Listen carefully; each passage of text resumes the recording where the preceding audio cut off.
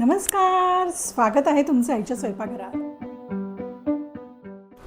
मंडळी, रोज भाजी कोणती करावी हा एक गहन प्रश्न असतो आणि फरमाईश अशी असते की काहीतरी वेगळं बनव, मस्त आणि चटपटीत.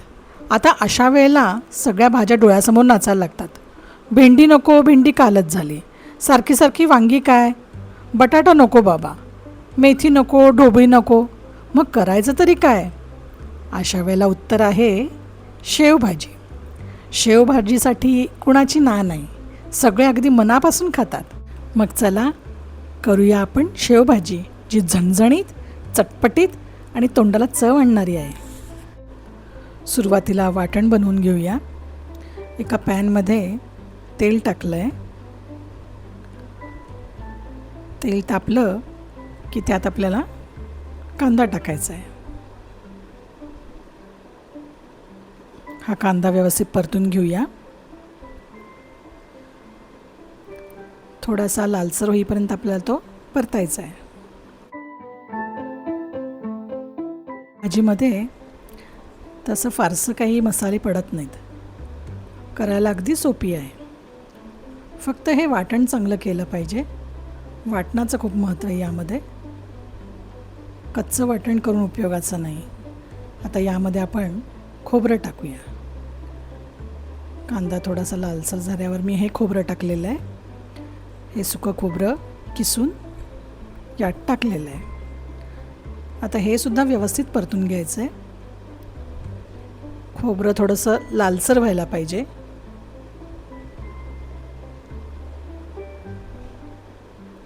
वाटण व्यवस्थित झालं ना की भाजीला चव छान येते आणि रंगही चांगला येतो.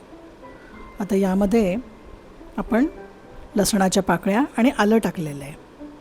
पहा कसं आता हे जे खोबरं आहे ते लालसर होतं आहे. आता या स्टेजला आपल्याला गॅस बंद करून टाकायचा आहे आणि हे मिक्सरमधनं व्यवस्थित बारीक फिरवून घ्यायचं आहे. पाणी अजिबात टाकायचं नाही, तसंच मिक्सरमधनं फिरवून घ्यायचं आहे आणि बारीक वाटायचं आहे. वाटण एकदम बारीक असेल तर भाजी एकदम छान होईल, कारण त्याची स्मूथ पेस्ट असेल तर रस्सा जो आहे तो एकदम छान होतो. आता रस्सा बनवण्याकरता आपण कढईत तेल घेतलेलं आहे. त्यात बारीक चिरलेला कांदा टाकला आहे.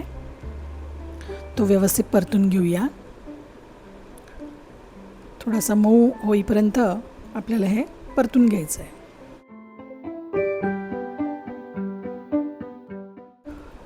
पहा, कांद्याचा रंग थोडा बदललेला आहे.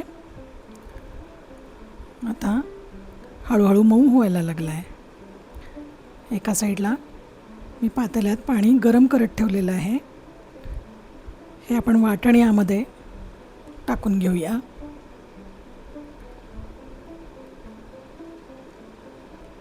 आता वाटण व्यवस्थित मिक्स करून घेऊया. हे थोडंसं व्यवस्थित मिक्स होण्याकरता यात आपण थोडंसं गरम पाणी टाकूया आणि परत एकदा व्यवस्थित मिक्स करून घेऊया.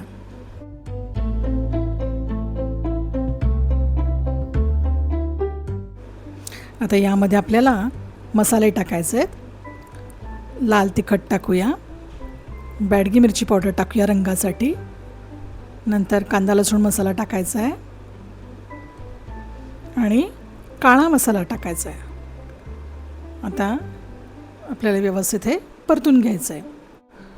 मसाला व्यवस्थित परतण्याकरता आपल्याला यात गरम पाणी ओतायचं आहे. गरम पाणी थोडं थोडं ओतत आपण हा मसाला व्यवस्थित परतून घेणार आहोत.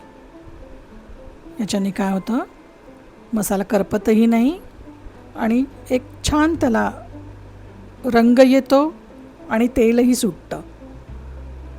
पहा, आपला मसाला छान तयार झालेला आहे, एकदम स्मूथ झाला आहे.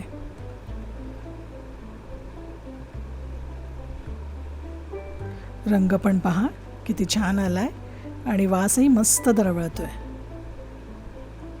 पहा, आता या स्टेजला आपल्याला यामध्ये टोमॅटो टाकायचा आहे. टोमॅटो टाकून घेऊया आणि टोमॅटो व्यवस्थित शिजण्याकरता त्यावरती आपण मीठ टाकूया. परत एकदा व्यवस्थित परतून घेऊया आणि यात थोडंसं गरम पाणी ओतून मग आपल्याला झाकण ठेवायचं आहे, म्हणजे टॉमॅटो एकदम व्यवस्थित शिजेल आणि तो त्या वाटणात एकदम छान एकरूप होईल.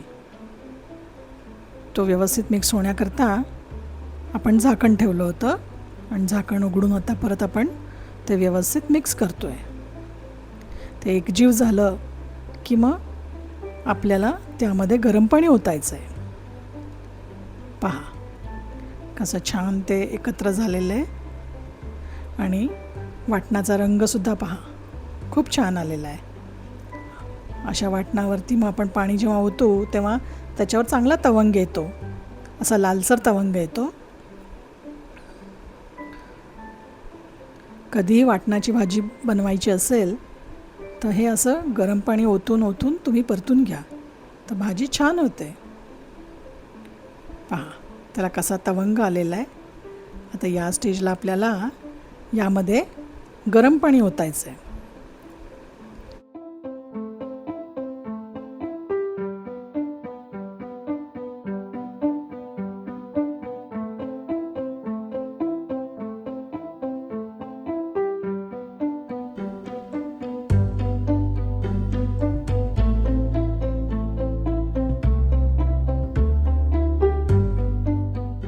हा रस्सा थोडासा आपल्याला पातळसरच करायचा आहे. पाणी थोडं जास्तच ओतायचं आहे, कारण आपल्याला यात शेव टाकायची आहे. शेव टाकल्यावर ह्याला जाडसरपणा आपोआपच येतो. पहा आपला रस्सा किती छान झाला आहे. त्याला आता चांगली उकळी येऊ देत. एकदम छान त्याला उकळी आली की त्यामध्ये वरनं आपण थोडासा गरम मसाला टाकणार आहोत.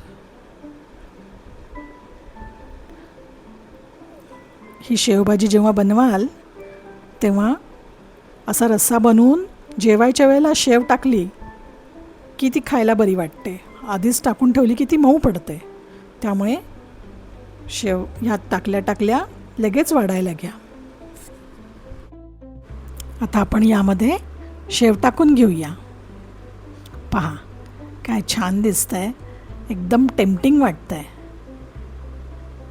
वा, आणि वासही इतका छान खमंग येतोय.